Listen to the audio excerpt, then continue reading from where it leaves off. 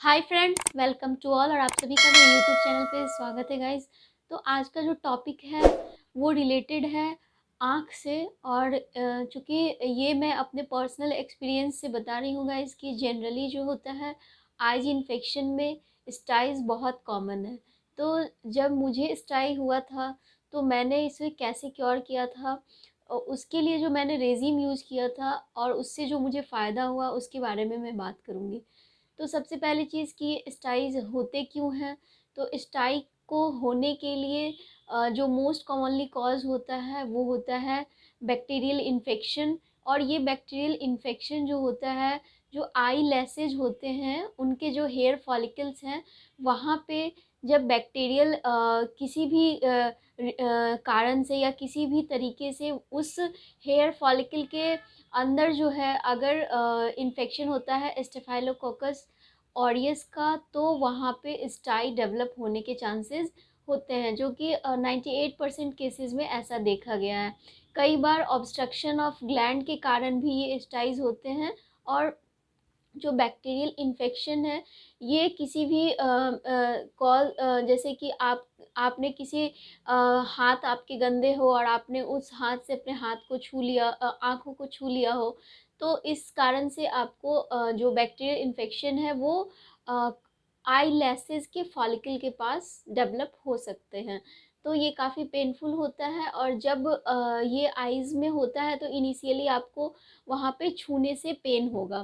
तो जो रीज़न है उस वो काफ़ी पेनफुल हो जाता है। और इस पेनफुल सिचुएशन में आपको अपनी आँखों को बार-बार टच करके नहीं देखना चाहिए कि पेन क्यों हो रहा है। और सिंपली आपको इसे देखना है कि अगर आपकी आँखों में पेन है और वो एक कॉर्नर पे हो रहा है, मीन्स जो आपके आईलैसेस हैं या तो अपर आईलैसेस या लोअर आईलैसेस, तो वहाँ पे आपको देखना है कि वहाँ पे कोई स्वेलिंग अगर डेवलप हो रही है और वो रेडन हो रही है, इन्फ्लेमेशन हो रहा है, तो मोस्ट प्रोबेबली केसेस में ये स्टाई होते हैं।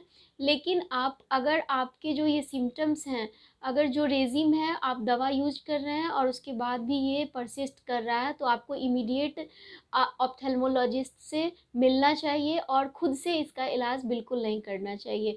बट इनिशियली क्या होता है कि इसमें जो स्वेलिंग होता है और जो पेनफुल सिचुएशन है वो एक एब्सेस का रूप लेता है। और वहाँ पे जैसे ही पस का डिस्चार्ज हो जाता है उस एरिया से, जैसा आप फ़ोटो में देख रहे हैं कि यहाँ पे जो है आई के कॉर्नर में आई लैसेस जहाँ पे होते हैं वहाँ पे जो है एक स्वेलिंग हो गई है। और स्वेलिंग जैसे ही वहाँ पे पस का फॉर्मेशन होता है और डिस्चार्ज होने लग जाता है, तो आपका जो पेन है वो खुद से सबसाइड हो जाता है।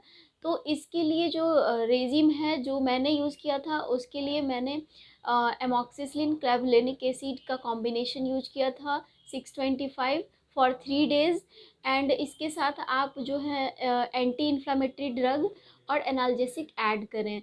तो एंटी इन्फ्लामेटरी ड्रग और एनाल्जेसिक में आप कुछ भी ले सकते हैं एसिक्लोपैरा सिराटियो के कॉम्बिनेशन में। वो मैं डिस्क्रिप्शन में नीचे लिख दूँगी, आप वहाँ से उसे देख सकते हैं। उसके अलावा जो एक ऑइंटमेंट होता है, जो लोकल ऑइंटमेंट होता है, तो उस लोकल ऑइंटमेंट में आप कुछ भी खरीद कर मार्केट से ऐसे ना लगाएं, क्योंकि यहाँ पे जो होता है वो हमें नॉन नियोमाइसिन ड्रग यूज करना होता है, मीन्स जो जिसमें नियोमाइसिन नहीं हो।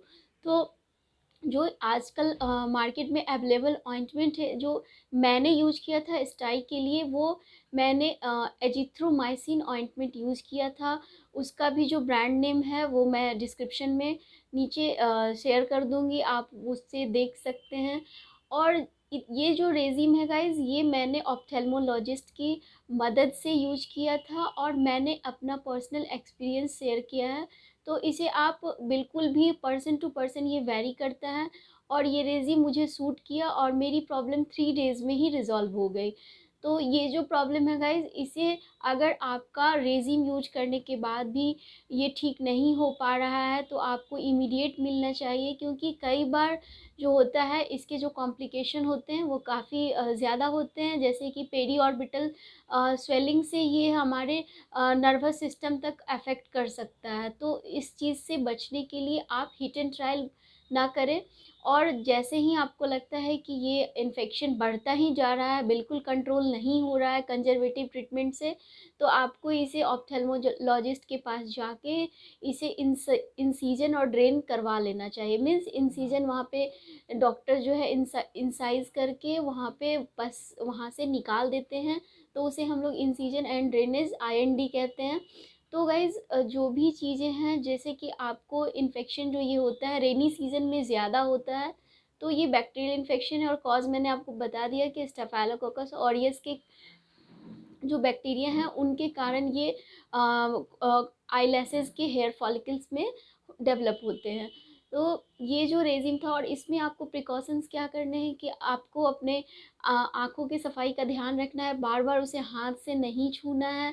प्लस अगर जो आप इसे हॉट कंप्रेस कर सकते हैं, सो दैट कि जो वहाँ पे जो रेडनेस है वो जो पस डिस्चार्ज जो वहाँ पे कलेक्शन है वो पस डिस्चार्ज हो जाए हॉट कंप्रेशन से।